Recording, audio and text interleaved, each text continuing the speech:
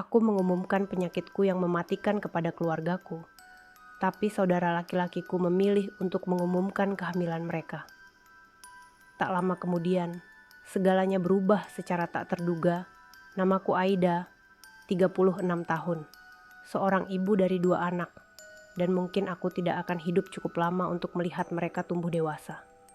Beberapa bulan yang lalu, aku didiagnosis menderita kanker stadium akhir. Waktu yang tersisa menjadi barang mewah bagiku, tak terhitung dan tak terjamin. Setiap pagi aku terbangun dengan rasa takut bahwa mungkin aku tidak akan melihat hari esok. Maka, aku memutuskan bahwa sudah saatnya memberitahu keluargaku. Mereka berhak tahu sebelum semuanya terlambat. Malam itu, aku mengundang keluargaku ke rumah. Ayah, ibu, Dito, saudara laki-lakiku, dan istrinya Lia. Meskipun tak ada makan malam mewah, aku mencoba untuk membuat suasana hangat. Kami duduk di meja makan, berbicara basa-basi. Namun, di dalam kepalaku, percakapan yang lebih besar telah berkecamuk. Bagaimana aku bisa mengatakan kepada mereka bahwa aku sedang sekarat? Bagaimana mereka akan bereaksi? Setelah makan malam, kami berkumpul di ruang tamu. Jantungku berdebar semakin kencang. Aku menggenggam tangan suamiku, Adi, yang duduk di sebelahku. Dia tahu apa yang ingin kusampaikan. Dia telah berdiri di sisiku sejak diagnosis pertama. Namun, malam ini, aku harus mengatakannya sendiri. Ada sesuatu yang ingin aku bicarakan, kataku dengan suara gemetar. Semua mata tertuju padaku. Mereka tahu ini serius. Tapi sebelum aku bisa melanjutkan, Dito berdiri dan tersenyum lebar. Suaranya terdengar ceria, tidak menyadari beban berat yang kutanggung. "Tunggu dulu, Aida," katanya dengan antusias. "Aku dan Lia juga punya kabar besar." Dia meraih tangan Lia, yang kini tersenyum malu-malu. "Kami akan punya anak," serunya bangga. "Lia hamil." Ruang tamu mendadak riuh. Ayah dan ibu langsung bertepuk tangan sambil tersenyum lebar. Wajah mereka penuh kebahagiaan. Aku bisa melihat ibu mulai menangis haru, dan ayah menepuk-nepuk bahu Dito dengan bangga.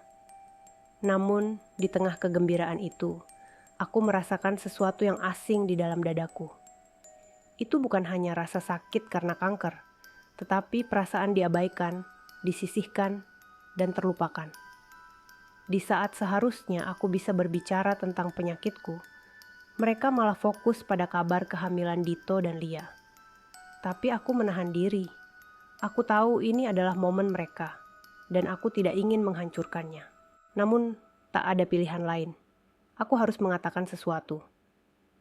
"Aku senang mendengar kabar kalian," kataku akhirnya. Suaraku lirih. "Tapi aku juga punya sesuatu yang ingin kubagikan."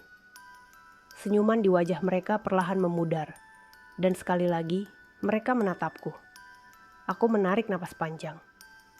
Aku baru saja didiagnosis kanker, dan dokter mengatakan, aku mungkin tidak punya banyak waktu lagi. Seolah-olah waktu berhenti.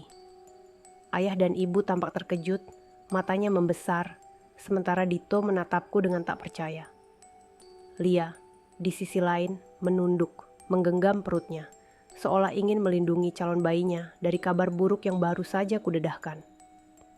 "Kenapa kamu tidak bilang lebih awal?" tanya ayah dengan suara gemetar.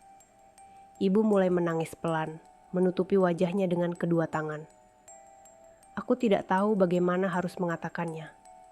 Aku tak ingin membuat kalian khawatir," jawabku, suaraku tersendat. "Tapi aku tidak bisa menunggu lebih lama. Kalian perlu tahu." Tiba-tiba, Lia berdiri dengan wajah yang tampak kesal. "Jadi, kamu bilang ini sekarang, setelah kami mengumumkan kabar bahagia kami?" tanyanya. Suaranya meninggi. Aku terdiam, tidak percaya bahwa dia bisa merespon seperti itu.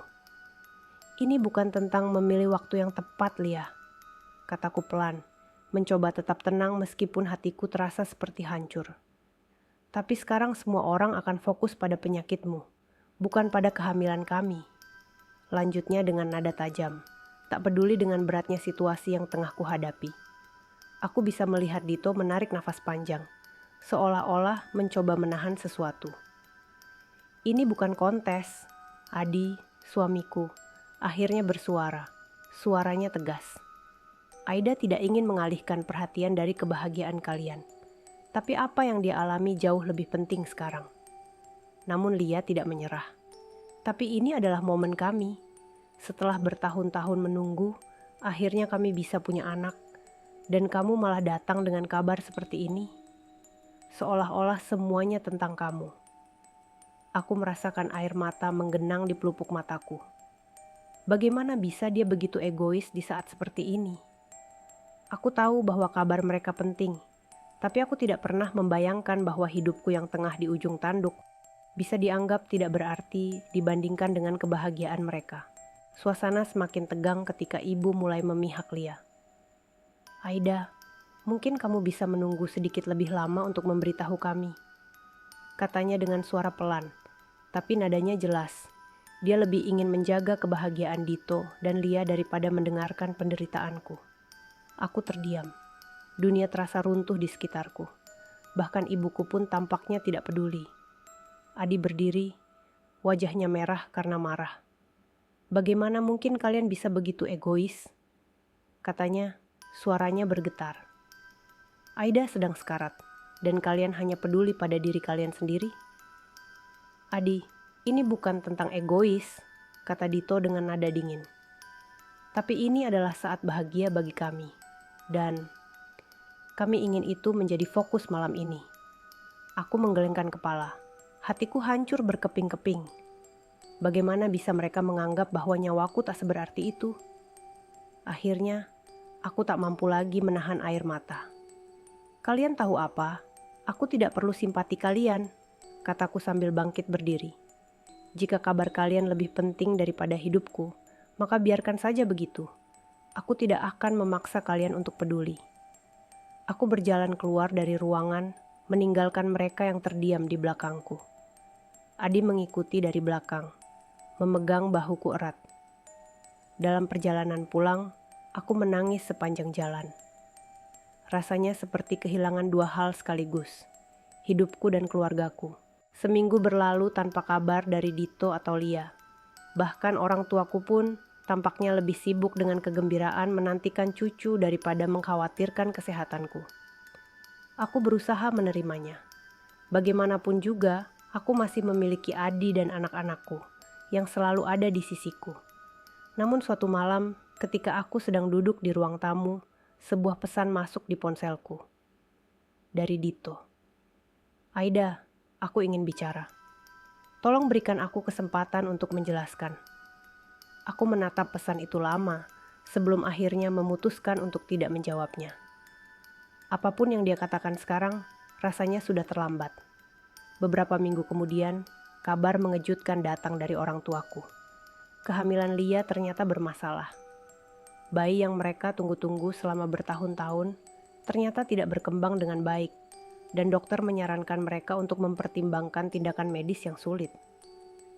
Ironi dari situasi ini tidak luput dari pikiranku. Orang yang begitu peduli pada kebahagiaannya sendiri, kini harus berhadapan dengan kenyataan pahit. Meskipun demikian, aku merasa tidak ada tempat bagi dendam dalam hatiku. Aku memutuskan untuk mengunjungi mereka di rumah sakit, mencoba memberikan dukungan. Meskipun aku tahu, mungkin itu tidak akan berarti banyak bagi mereka. Ketika aku tiba di sana, aku melihat Dito menangis di luar ruang operasi. Untuk pertama kalinya, aku merasakan simpati yang tulus untuk kakakku. Mungkin akhirnya dia mengerti bagaimana rasanya menghadapi ketidakpastian hidup. Pertemuan di rumah sakit itu mengubah segalanya. Dito dan Lia akhirnya datang kepadaku, meminta maaf atas sikap mereka selama ini. Mereka mengakui bahwa mereka terlalu terbawa dengan kebahagiaan mereka sendiri dan mengabaikan kenyataan bahwa aku sedang menghadapi sesuatu yang jauh lebih besar. Meskipun aku tahu waktu yang kumiliki semakin menipis, aku merasa lega bisa berdamai dengan keluargaku sebelum semuanya berakhir. Dalam hidup ini, tak semua orang akan memahami rasa sakitmu di saat yang tepat. Tapi yang terpenting adalah bagaimana kita memilih untuk melepaskan rasa sakit itu dan memaafkan. Aku mungkin tidak punya banyak waktu lagi, tapi setidaknya aku tidak akan meninggalkan dunia ini dengan hati yang penuh dendam.